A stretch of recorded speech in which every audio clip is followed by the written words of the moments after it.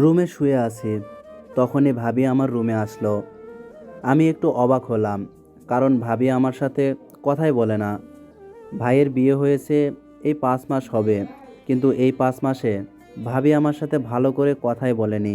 আমার রুমে এর আগে ভাবি কখনো আসেনি। বাবা মায়ের সাথে ঠিকভাবে কথা বললেও ভাবি আমার সাথে কথা বলেনি। হঠাৎ ভাবি আমার রুমে আসলো কেন, এই কথাটি আমার মাথায় ঘুরছে। ভাবি, তুমি হঠাৎ আমার রুমে? এই ছেলে, আমাকে একদম ভাবি বলবি না। তোকে আমি দেখতেই পারি না। তোকে যেন আর এই বাড়িতে দেখতে না হয়, তার জন্য আমি এসেছি। মানে? বাড়িতে তো তোকে নিয়ে আদিক্ষেতা হচ্ছে। তুই ছোট বলে তোকে একটু সম্পত্তি বেশি দিয়ে যাবে কেন? আমার স্বামী বড়, তাকেই তো বেশি সম্পত্তি দেওয়ার কথা, তা নয় তোকে দিচ্ছে। তা আমাকে বলছো কেন? আর কাউকে বাড়িতে যদি বলি তোকে সম্পত্তি কম দিতে, তা তো আর কেউ শুনবে না। তাই আমি এসেছি যেন এখন সব সম্পত্তি আমার স্বামী পায়, সেই কাজ করতে। মানে কি বলছো এসব? আমি এখনই করে দেখাচ্ছি। তারপর ভাবি দরজা আটকিয়ে আমার কাছে আসলো। তারপর ভাবি শাড়ি খুলতে লাগলো। ভাবি, শাড়ি খুলছো কেন? কি করতে চাচ্ছ তুমি? তা তুমি বুঝতে পারবে এখনই আমি কি করতে যাচ্ছি। তারপর ভাবি শাড়ি খুলে এসে আমাকে জড়িয়ে ধরলো। তারপর ভাবি বাঁচাও বাঁচাও বলে ডাক দিতে লাগলো। আমি ভাবিকে ছাড়ানোর চেষ্টা করছি, কিন্তু ভাবিকে ছাড়াতে পারছি না। বাড়ির সবাই আমার রুমের দরজা ধাক্কা দিতে লাগলো। তারপর দরজা ধাক্কা দিতে দিতে দরজা খুলে গেল, আর সবাই রুমে ঢুকে দেখলো ভাবির শরীরে শাড়ি নেই, আর আমি ভাবি জড়িয়ে ধরে আছি। তারপর ভাবি আমাকে ছেড়ে ভাইয়াকে গিয়ে জড়িয়ে ধরে বলল, তোমার আদরের ছোট ভাই আমাকে একা পেয়ে, জানো আমার বিয়ে হওয়ার পরপরই তোমার ছোট ভাই আমার কাছে অনেকবার আসার চেষ্টা করেছে। তাই তো ওর সাথে আমি কথা বলতাম না, কিন্তু আমার সাথে। এবার ভাইয়া আমার কাছে এসেই, তোকে নিয়ে আমি গর্ব করতাম, আর তুই আমার বউয়ের সাথে এমনটা করতে পারলি? ভাইয়া বিশ্বাস করো, পুরো কথা না বলতে দিয়েই এবার বাবা ঠাস ঠাস করে থাপ্পড় মারলো আমায়। তারপর বাবা যেটা বলল সেটা শুনে আমার পায়ের নিচের মাটি সরে গেল। বাবা বলল, এতদিন তোর জন্য আমার গর্ব হতো, আর আজ মনে হচ্ছে আমি কোনো পাপ করেছিলাম যার জন্য তোর মতো ছেলে পেয়েছি। বাবা বিশ্বাস করো। চুপ, একদম চুপ। তোর ওই মুখে আমাকে বাবা বলবি না। ভাইয়া তুমি তো বিশ্বাস করো। কি বিশ্বাস করব, হ্যাঁ? যে নিজের ভাইয়ের বউয়ের সাথে এমনটা করার চেষ্টা করে, তাকে বিশ্বাস করব? বাবা, এরপর থেকে আমি ওর সাথে আর কোনো সম্পর্ক করতে পারবো না। শুধু তুই না, আমরা কেউই আর তোর সাথে সম্পর্ক রাখবো না। আর ও এখন এই মুহূর্তে এই বাড়ি ছেড়ে চলে যাবে। আমি আর কোনো সম্পর্ক রাখতে চাই না। আমি ওকে ত্যায্য পুত্র করলাম। এটা শোনার পর খুব কষ্ট পেলাম। আমি আর কোনো কথা বলছি না, কারণ কেউ আর আমার কথা বিশ্বাস করবে না। বাবা কি বলেছে শুনিস নাই? চলে যা এ বাড়ি থেকে। হুম, চলে যাচ্ছি। তবে বলে রাখছি, খুব ভুল করলে তোমরা। এই ভুল হয়তো বুঝতে পারবে, কিন্তু সেই দিন আর আমাকে পাবে না। এবার গেলাম ভাবির কাছে। জানি না কি ভুল করেছিলাম, যার জন্য আমাকে এমন একটা অপবাদ দিলা। এই টাকার জন্য তো। আমি যাওয়ার সময় বলে যাচ্ছি, যেই সামান্য টাকার জন্য আমাকে বাড়ি থেকে বের করে দিলা, একদিন এই আমি তোমাদের থেকেও বড়লোক হয়ে দেখাবো। তারপর বাড়ি ছেড়ে চলে আসলাম। বাবা মার প্রতি আজ একটা রাগ হচ্ছে। এই চিনেছে তাদের ছেলেকে, একটা মেয়ের কথায় তারা তার ছেলেকে মেরে বের করে দিল, আর আমার বড়লোক হয়ে ভাবিকে দেখিয়ে দিতে হবে। 5 বছর পর, এই 5 বছরে আমি অনেক টাকার মালিক হয়েছি। এই 5 বছরে কি হয়েছে তা গল্পের শেষে বলবো। কি হলো? তাড়াতাড়ি সব গুছিয়ে নাও, আমাদের যেতে হবে। হুম, নিচ্ছি। রুবিনা হলো আমার বউ। এই 5 বছর আগে ওর সাথে পরিচয় হয়েছিল। কেমনে হয়েছে তা গল্পের শেষে বলবো। আজ আমরা কক্সবাজার যাচ্ছি। আমাদের গাড়ি থাকতেও বাসে করে যাচ্ছি, কারণ রুবিনা সাধারণভাবেই যেতে চাচ্ছে। তারপর দুজনেই আমরা রেডি হয়ে বাস স্ট্যান্ডে গেলাম।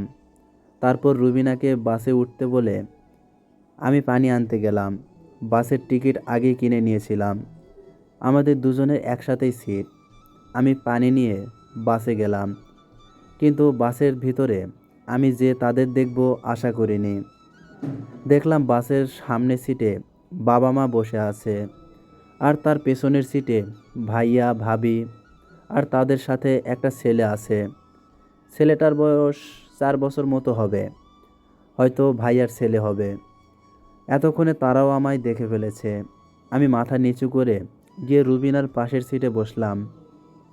রুবিনা আমার সিটে বসেছিল, তাই আমার সিটে বসতেই রুবিনা ওর সিটের দিকে আগিয়ে বসলো। আর তখনই ভাবি বলে উঠল, এই ছেলে, তুমি এই মেয়েটাকে বিরক্ত করছো কেন? আর এত সিট খালি থাকতে তুমি ওই মেয়েটার পাশের সিটে বসলে কেন? অবাক হয়ে ভাবির কথা শুনছি। ভাবি আবার বলল, বাসের মানুষদের উদ্দেশ্য করে, আপনারা দেখতে পাচ্ছেন না, এই ছেলেটা এই মেয়েটাকে বিরক্ত করছে। কিছু তো বলুন আপনারা। ভাবির এই কথা বলতে বাসের ভেতরের কিছু যুবক ছেলে এসে আমাকে কয়েকটা থাপ্পড় মারল। আই, থামেন। আপনারা কোন সাহসে ওর গায়ে হাত দিলেন? হ্যাঁ, আপনারা? রুবিনা খুব জোরে কথাটা বলল, আর সবাই থেমে গেল। রুবিনা এবার গিয়েই ভাবির গালে থাপ্পড় মেরে দিল। আমি আপনাকে বলেছি যে রিমন আমাকে বিরক্ত করছে? আপনি আগ বাড়িয়ে কথাটা বললেন কেন? তোমাকে বিরক্ত করছে তাই বললাম। আর এই সব ছেলেদের এই একটাই কাজ, মেয়েদের বিরক্ত করা। আর এতগুলা সিট খালি থাকতেও তোমার পাশের সিটে বসে তোমাকে বিরক্ত করছিল, তাই বললাম। আর তুমি আমাকে থাপ্পড় মারলে। আপনি কি রিমনকে চিনেন যে ওর বিষয়ে এত খারাপ কথা বলছেন? আর বললেন পাশের সিটে বসার কথা। আমার স্বামী আমার পাশের সিটে বসবে না তো কি অন্য মেয়ের পাশে বসবে? ইনি আপনার স্বামী? হুম, এই হচ্ছে আমার স্বামী। আর আমি ওর সিটে বসেছিলাম, তো ওর বসতে একটা সমস্যা হচ্ছিল, তাই আমি সরে বসছিলাম। আর আপনারা কার না কার কথায় আমার স্বামীকে মারতেছিলেন। আর জানেন আপনারা কার গায়ে হাত দিয়েছেন? তালুকদার গ্রুপ অ্যান্ড কোম্পানির মালিকের গায়ে। এবার বাসের সবাই একটু ভয় পেয়ে গেলেন। এমনিতেই ভুল করে গায়ে হাত তুলেছেন, তাও আবার এত বড় মানুষের গায়ে। এবার যদি সে কিছু করে তাহলে? আপনারা সবাই আপনাদের সিটে গিয়ে বসুন। এখানে আপনাদের কোনো ভুল নেই, তাই আপনারা ভয় পাবেন না। আমাদের ক্ষমা করে দিন, আমরা বুঝতে পারিনি। আপনারা আপনাদের সিটে বসুন। আচ্ছা, আপনি এত বড়লোক মানুষ হয়ে বাসে যাচ্ছেন কেন? ও আমার কথায় যাচ্ছে। আসলে আমি সাধারণ মানুষের মতো কোনো জায়গায় যেতে ভালোবাসি, তাই ও আমার কথায় বাসে করে যাচ্ছে। রুবিনা এবার ভাবিকে উদ্দেশ্য করে বলল, ভবিষ্যতে মানুষ দেখে কথা বলবেন। আরও অনেক কথা বলল। বাসের সবাই ভাবিকে অপমান করলো। আবার আমি গিয়ে আমার সিটে বসলাম। মনে পড়ে গেল সেই পুরনো কথা। এই বাসেই আমার আর রুবিনার দেখা হয়েছিল। সেই কথা। চলুন 5 বছর আগের কথা এখন আপনাদের বলি। আমাকে সেদিন বাড়ি থেকে বের করে দেওয়ার পর পকেটে যা টাকা ছিল তা দিয়ে একটা বাসের টিকিট কাটলাম। পকেটে আর বেশি টাকাও নেই। গিয়ে বাসে বসে আছি। হঠাৎ একটা মেয়ে আসলো আর আমার পাশের সিটে বসে পড়ল। আমার সেই দিকে কোনো খেয়াল নেই। আমি আমার মতো ভাবতেছি। আজ বাবা মা আমাকে অপরাধী ভাবলো, তাও একটা মিথ্যে অপবাদের। এসব ভাবতেছি আর চোখ দিয়ে পানি পড়তেছে। হঠাৎ পাশে বসা মেয়েটি বলল, আপনি কান্না করছেন কেন? এমনি কান্না করতেছি। কারোর সাথে কষ্ট শেয়ার করলে কষ্ট কমে যায়, আর আপনি আমার সাথে শেয়ার করতে পারেন। তারপর মেয়েটাকে সব বললাম। তারপর বলা শেষে দেখি মেয়েটার চোখে পানি। আপনি কাঁদতেছেন কেন? আমি ভেবেছিলাম পৃথিবীতে আমি খুব দুঃখী, কিন্তু আমার মতো যে আরো অনেকেই আছে ভাবতে পারিনি। মানে, আপনার জীবনে কি দুঃখ? তাহলে শুনুন, আমার বাবা একজন এলাকার চেয়ারম্যান, তাই টাকা পয়সার অভাব নেই। কিন্তু আমার মা আমাকে ছোট রেখেই মারা যায়। তারপর বাবা আরেকটা বিয়ে করে। সেই থেকে জীবনে কষ্ট শুরু হয়। আমার সৎ মা আমাকে সব সময় মারতো, বাড়ির সব কাজ আমাকে দিয়ে করাতো। বাবা সব দেখতো, কিন্তু কিছুই বলতো না। বাড়ির সব কাজ করতাম, আর সব সময় মারও খেতাম। এভাবে আমার দিন কাটতে লাগলো।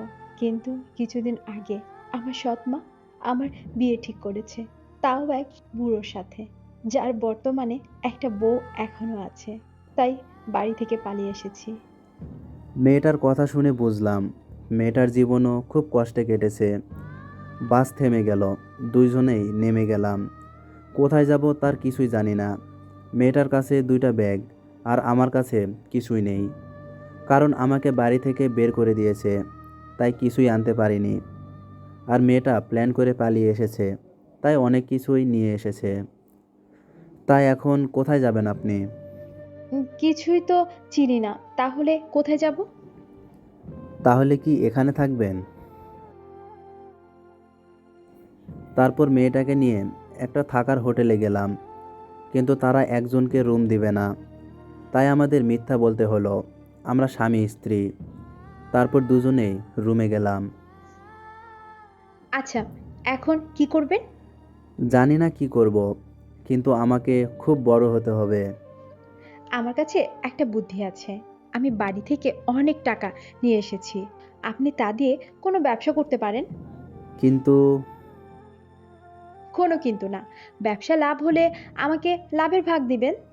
আচ্ছা। তারপর রুবিনার টাকা দিয়ে ব্যবসা শুরু করলাম। 5 বছরে ব্যবসায় অনেক লাভ করি, কোম্পানিও খুলি। আর এই 5 বছরে আমরা দুজন দুজনকে ভালোবেসে ফেলি, আর বিয়েও করে নেই। বর্তমান। বাস থেমে গেল, আমরাও নেমে গেলাম। বাবা মা ও কিছু বলল না, হয়তো এখনও আমাকে চায় না। নেমে এলাম আমরা দুজন। তারপর বাস থেকে নেমে চলে এলাম। বাবা মাও কিছু বলল না, হয়তো তারা এখনও অপরাধী ভাবতেছে। আমি আর রুবিনা থাকার হোটেলে চলে গেলাম। আগে থেকেই হোটেলের টিকিট বুক করে রেখেছিলাম, আর হোটেলটা আমার এক বন্ধুর। সেই হিসেবে কোনো সমস্যা হয়নি, কারণ হোটেল আর রুম বেশি খালি ছিল না। আমরা রুমে গেলাম। রুবিনা সব কিছু গুছিয়ে নিচ্ছে। আমি সিগারেট খেতে নিচে এলাম। রুবিনাও জানে যে আমি সিগারেট খাই, তবু ওর সামনে বসে সিগারেট খেতে আমার ভয় করে, তাই নিচে এলাম। হোটেল কাউন্টারে দেখি বাবা মা ভাইয়া ভাবি সবাই আছে, কী নিয়ে জানি কথা বলছে।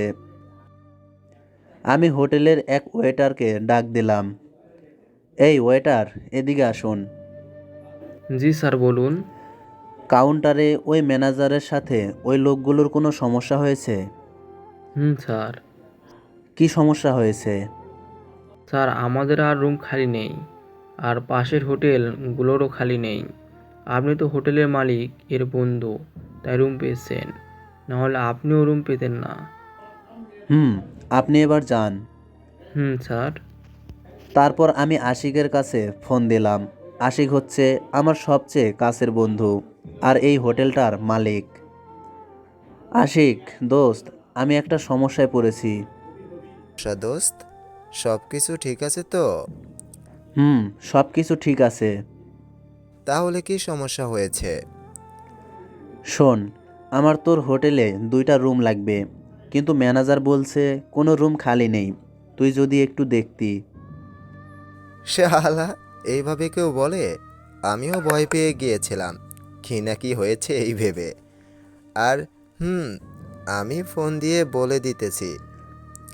শোন, আমি 2জনের নাম বলছি, এদের নামে রুম বুক করে দে। আচ্ছা। তারপর আশিককে বাবা আর ভাইয়ের নাম বললাম, আর ও বাবা আর ভাইয়ের নামে 2টা রুম বুক করলো। ম্যানেজার বাবাকে বলেছে রুম দিতেই পারবে না, তাই বাবা মা ভাইয়া ভাবি সবাই চলে যাচ্ছিল। তখনই আশিক ফোন দিয়ে ম্যানেজারকে বলে বাবা ভাইয়াকে রুম দিতে। বাবা মা সবাই গেটের সামনে চলে গেছে।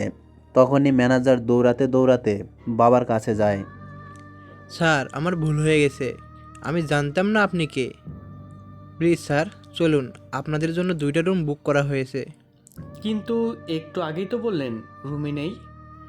তার জন্য সরি বলছি স্যার, প্লিজ চলুন।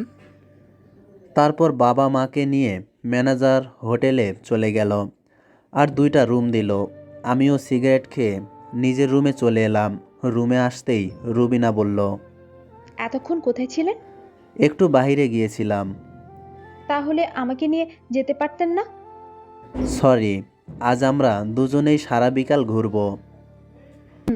আচ্ছা। তারপর আমরা খাবার খেয়ে নিলাম। দেখতে দেখতে বিকাল হয়ে গেল।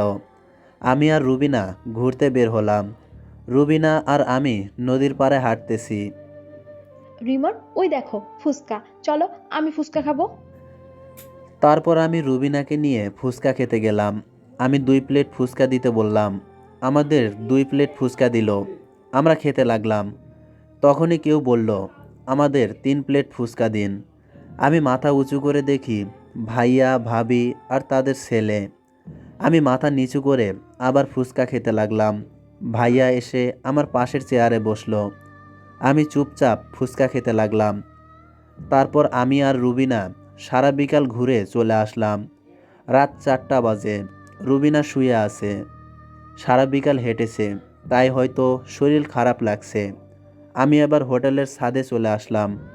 পকেট থেকে সিগারেট বের করে আগুন ধরিয়ে টান দিতে লাগলাম। তখনই কেউ পেছন থেকে বলল, আগে তো এসব খেতি না, এখন এসব খাচ্ছিস? আমি পিছনে ফিরে দেখলাম। যাকে দেখলাম তাকে দেখে আমি অবাক হয়ে গেলাম। কারণ পিছে ফিরে দেখি বাবা এই কথাটা বলেছে। আমি তাড়াতাড়ি সিগারেটটা ফেলে দিলাম। আগের মতো তো আর কিছুই নেই, সব বদলে গেছে। হুম, তা তো ভালোই মানুষ হয়েছিস, অনেক টাকার মালিক হয়েছিস, খুব সুখে আছিস বুঝি? টাকা পয়সা থাকলেই সুখ থাকে না। সুখী থাকার জন্য একটা পরিবার লাগে, যেটা আমার নেই। বিশ্বাস করো বাবা, আমি সেই দিন কিছুই করিনি। আমি জানি তোকে মিথ্যা অপবাদ দেওয়া হয়েছিল। মানে তুমি জানতে, তারপরও আমাকে বাড়ি থেকে বের করে দিলে? আমি সেই দিনই বুঝতে পারিনি যে তোর ভাবি মিথ্যা কথা বলেছে, তাই তোকে অপরাধী ভেবে বের করে দিয়েছি। আমি তার কিছুদিন পর জানতে পারি। কিভাবে জানলে?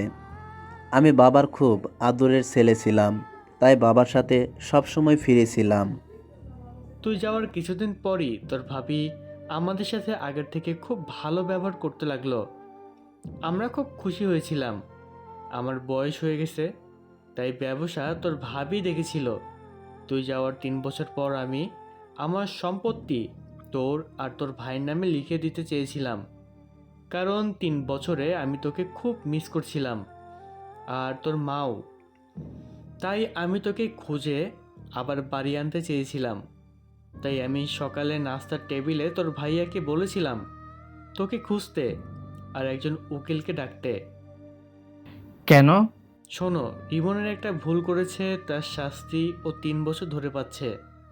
তাই রিমনকে এখন আমাদের বাড়ি আনা উচিত। আর রিমন যাওয়ার পর থেকেই বাড়িটা একদম মনমরা হয়ে গেছে। বুঝলাম, কিন্তু উকিল কেন? আমার তো বয়স হয়ে গেছে, তাই আমার সম্পত্তির সব তোদের 2 ভাইয়ের নামে লিখে দিতে চাই। এটা বলার সাথে সাথেই তোর ভাবির হাত থেকে খাবারের প্লেটটা পড়ে যায়। আমরা তেমন কিছু মনে করিনি। তোর ভাইয়া অফিসে যাওয়ার কিছুক্ষণ পর তোর ভাবি কিছু কাগজপত্র নিয়ে এসে বলে যে তোর ভাইয়া অফিস থেকে কাগজ পাঠিয়েছে, আমার নাকি সাইন লাগবে। তাই আমি সরল মনেই সাইন করে দেই। তার কিছুদিন পর তোর ভাই বলে যে তোকে অনেক জায়গায় খুঁজেছে কিন্তু পাইনি। আমি বলেছিলাম যে খুঁজতে থাক, পেয়ে যাবি। তখনই তোর ভাবি বলে, বাবা, যে আমার সাথে এমন একটা কাজ করতে চেয়েছিল তাকে এমন করে খোঁজার কোনো প্রয়োজন নেই। আর ও বাড়ি আসলে আবারও তো আমার সাথে এমন করার চেষ্টা করতে পারে। বৌমা দেখো, ও আমার আর তোমার শাশুড়ি মার ছেলে, আর ছেলে মেয়ের উপর কোনো বাবাই বেশি দিন রাগ করে থাকতে পারবে না। আর আশা করি ওর ভুল বুঝতে পেরেছে, আর এমন করবে না। এই বলে আমি ওখান থেকে চলে যাই, আর তোর ভাইয়াও অফিসে চলে যায়। কিছুক্ষণ পরই তোর ভাবি আমাদের রুমে আসে। বৌমা, হঠাৎ আমাদের রুমে কিছু বলবে? বাবা, তাহলে বলো। রিমন আর কখনো এই বাড়িতে আসবে না, আর এই সম্পত্তিরও কোনো ভাগ পাবে না। দেখো বৌমা, ওর ভুলের শাস্তিও পেয়েছে। এতদিন আমাদের থেকে দূরে থেকে, তাই ও এখন বাড়ি আসবে। যদিও আমরা কেউই জানি না ও এখন কই, তবু আমি বিশ্বাস করি খুব তাড়াতাড়ি ওকে পেয়ে যাব। আর রিমন আমার ছেলে, তাই তোমার স্বামী যা ভাগ পাবে রিমনও তাই ভাগ পাবে আমার সম্পত্তির। তা কিছুতেই হতে পারে না। যে সম্পত্তির জন্য আমি ওকে মিথ্যা অপবাদ দিয়ে বের করে দিয়েছি, সেই সম্পত্তি আমি কিছুতেই ওকে পেতে দিব না। মিথ্যা অপবাদ মানে? মিথ্যা অপবাদ। আমি সেই দিন মিথ্যা অপবাদ দিয়ে রিমনকে বাড়ি থেকে বের করে দিয়েছিলাম। ও না, আমি তো শুধু অপবাদ দিয়েছি, আর বের তো আপনারাই করে দিয়েছেন। মানে সেদিন রিমন তোমার সাথে কিছুই করেনি? না, কিছুই করেনি। তাহলে তুমি ওকে মিথ্যা অপবাদ দিয়ে বের কেন করে দিয়েছো? আপনাদের জন্য বের করে দিয়েছি। আমি বাড়ির বড় ছেলে বলে আমার স্বামী সম্পত্তি বেশি ভাগ পাবে, কিন্তু তা না। আপনারা আপনাদের ছোট ছেলেকে বেশি দিয়ে যাবেন, আর আমি সেটা দেখব? মানে এই সব তুমি সম্পত্তির জন্য করেছো? সম্পত্তির জন্য করেছি। এই বাড়ি গাড়ি, আপনার কোম্পানি, সব আমার স্বামী মানে আপনার বড় ছেলের হবে। ছাব্বির কি এইসব জানে? ছাব্বির হচ্ছে আমার বড় ভাইয়ের নাম। না, ও কিছুই জানে না, আর কোনোদিন জানবেও না। ও আজকেই জানবে। আমি ওকে সব বলবো যে তুমি ওর ভাইকে মিথ্যা অপবাদ দিয়ে বের করে দিয়েছো। আপনি যদি কিছু বলেন আপনার বড় ছেলেকে, তাহলে আপনারা সবাই রাস্তায় গিয়ে বসবেন। মানে? এই কাগজটা পড়লেই বুঝতে পারবেন। একটা কাগজ দিয়ে বললো কথাটা। আমি কাগজটা পড়া শুরু করে দিলাম। কাগজটায় লেখা, আমার সব সম্পত্তি তোর ভাবির নামে করা, আর নিচে আমার সাইন দেওয়া। মানে এই সব সম্পত্তি তোর ভাবির। আমি রাগে কাগজটা ছিঁড়ে ফেললাম। না, এই কিছুতেই হতে পারে না। কাগজটা ছিঁড়ে কিছুই হবে না, ওটা কপি। আসলটা এখানে আমার কাছে, আর এটাই হয়েছে। শুনুন, আপনি যদি আপনার বড় ছেলেকে এসব কিছু বলেন, তাহলে আপনাদের সবাইকে এই বাড়ি থেকে বের করে দেব। শুনুন, আপনার সব সম্পত্তি এখন আমার। সেই দিন যে কাগজগুলো সই করেছিলেন, সেই কাগজগুলোতে লেখা ছিল আপনার সব সম্পত্তি আপনি আমার নামে লিখে দিয়েছেন, কিন্তু আপনি কাগজটা না পড়ে সই করে দিয়েছিলেন। শুনুন, বাড়িতে যেভাবে আছেন সেভাবে থাকুন। আপনার ছেলে যদি এর কিছু জানতে পারে, তাহলে সবাইকে বাড়ি থেকে বের করে দেব আমি। আর আপনার বড় ছেলে আসলেই বলে দিবেন যে রিমনকে আর খুঁজতে হবে না। আর তবুও যদি ওকে খোঁজার চেষ্টা করেন, তাহলে আমার থেকে খারাপ আর কেউ হবে না। বাবা, তাহলে তোমার সব সম্পত্তি এখন ভাবির নামে, আর ভাইয়া এর কিছুই জানে না? তোর ভাইয়া এর কিছুই জানে না। চিন্তা করো না বাবা, তোমার সব সম্পত্তি আমি আবার ফিরিয়ে আনবো, আর ভাবিকেও তার এই পাপ কাজের জন্য শাস্তি দিব। তখনই রুবিনা বলে, তুমি এখানে, আর আমি তোমাকে খুঁজতেছি। এই তো এখনই যাব। তাহলে আমি এখন যাই? আচ্ছা, আর আমি কাল এখান থেকে চলে যাব বাবা। একদম ভাবির থেকে তোমার সব সম্পত্তি নিয়েই বাড়ি আসব। বাবা, এই আমার বাবা। রুবিনা পা ধরে সালাম করলো। বেঁচে থাকো মা, আমি এখন যাই। তোর মা আবার চিন্তা করবে। আচ্ছা। তারপর বাবা চলে গেল। আমি আর রুবিনা নিজেদের রুমে এলাম। তুমি বাবাকে কিসব বলেছিলে? কিসের সম্পত্তি যা ভাবির থেকে আবার এনে দিবে? তাহলে শোনো। তারপর রুবিনাকে বাবা যা বলেছে সব বললাম।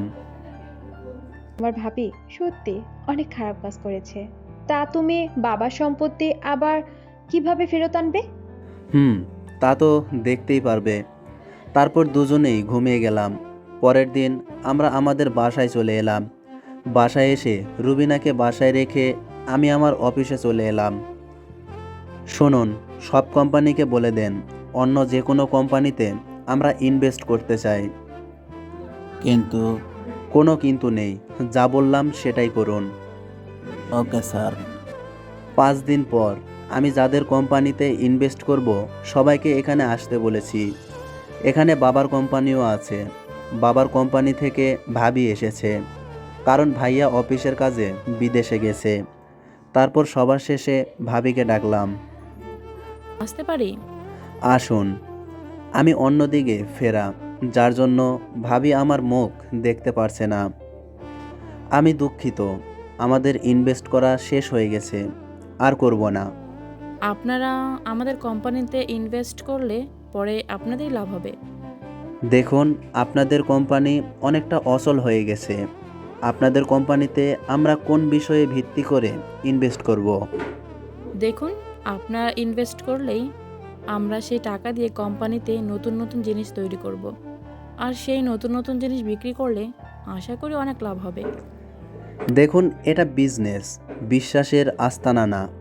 আপনাদের ইনভেস্ট নিতে হলে এই কাগজগুলো সই করুন। কাগজে কি লেখা আছে? আপনারা সঠিক সময়ে ইনভেস্ট পরিশোধ না করলে আপনাদের কোম্পানি আমাদের হয়ে যাবে। আচ্ছা, তারপর ভাবি আমার কাছ থেকে কাগজটা নিয়ে সই করে দিল। আপনি এখন যান, আপনাদের অ্যাকাউন্টে টাকা চলে যাবে। ওকে। মনে মনে বলতেছি, কাগজটা না পড়েই আমার কথা মতন সই করে ভুল করলে ভাবি কাগজটায় আমি যা বলেছি ওসব কিছুই লেখা ছিল না, অন্য কিছু লেখা ছিল। তারপর ভাবি চলে গেল, আর ভাবিকে যে কাগজটা দিয়ে সই করালাম সেই কাগজে লেখা, যদি সময় মতো ইনভেস্টের টাকা না পরিশোধ করে তাহলে তার সব সম্পত্তি আইনত আমার হয়ে যাবে। তারপর ভাবিদের ইনভেস্ট করলাম, আর অন্য একটা কোম্পানিকেও ইনভেস্ট করলাম। ভাবিরা যে জিনিস তৈরি করবে এই কোম্পানিটাও সেই একই জিনিস তৈরি করবে, কিন্তু ভাবিরা যে দাম চাইবে তার থেকে 3 গুণ কম দামে এই কোম্পানি সেই জিনিস বিক্রি করবে। এত কম দামে বিক্রি করার কারণে সবাই এই কোম্পানি থেকেই জিনিস নেবে, আর শেষে ভাবিরও এত কম দামেই জিনিস বিক্রি করতে হবে। আর 3 গুণ কম দামে বিক্রি করে যে টাকা আসবে তা দিয়ে ভাবি আমার ইনভেস্টের টাকা পরিশোধ করতে পারবে না। ভাইয়া এখানে এর কিছুই জানে না। 5 দিন পর আমার প্ল্যানে কাজ করেছে। ভাবির কোম্পানি অনেক লস করেছে, আর আমার ইনভেস্টেড একটা টাকাও পরিশোধ করতে পারেনি। তাই আইনতভাবে আজ আমি আমাদের বাড়ি, যেটা ভাবি বুদ্ধি করে নিজের নামে করে নিয়েছিল, সেটা আবার আমি দখল নিব আমাদের বাড়িতে। সবাই সব কিছু গুছিয়ে নিন, আমাদের সবার যেতে হবে।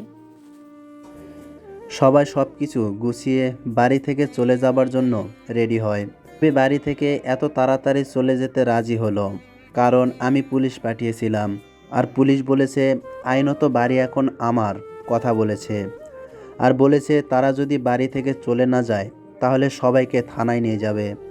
তাই রাজি হয়ে বাড়ি ছেড়ে যাবার জন্য। বাবা আসো, আমাদের তো চলে যেতে হবে। মানে আমাদের বাড়ি থেকে আমরা কই যাব? আর তুই বা কোথায় যাচ্ছিস? এই বাড়ি থেকে গেলে কেউ না, তোর বউই যাবে। মানে না হয় আমি বলছি। দরজা দিয়ে ঢুকতে ঢুকতে বললাম, রিমন তুই? আমি, যাকে তোর বউ মিথ্যে অপবাদ দিয়ে বাড়ি থেকে বের করে দিয়েছে। মিথ্যা অপবাদ মানে? তোর বউ রিমনকে মিথ্যা অপবাদ দিয়ে বের করে দিয়েছে, আর আমাদের বাড়িরও তোর বউ চালাকি করে নিজের নামে করে নিয়েছিল। তারপর বাবা ভাইয়াকে সব বলল। ভাইয়া ভাবিকে বলল, বাবা যা বলছে তা কি সত্য? ভাবি চুপ। ভাইয়া গিয়েই ভাবিকে ঠাস করে থাপ্পড় মারল। ভাবি অনেক মাপ চাইল, কিন্তু ভাইয়া ভাবির কথা না শুনে ভাবিকে বাড়ি থেকে বের করে দিল। কিছু কিছু মানুষকে সুযোগ দিলেও তারা সুযোগের অসৎ ব্যবহার করে। তাই ভাবিকে সুযোগ দিলে ভাবি আবার এ কাজ করত। তাই ভাবির মতো লোভী মেয়েকে আর সুযোগ দেওয়া উচিত হবে না। তাই ভাবিকে বের করে দিয়ে আমরা একটা সুখী পরিবার হলাম।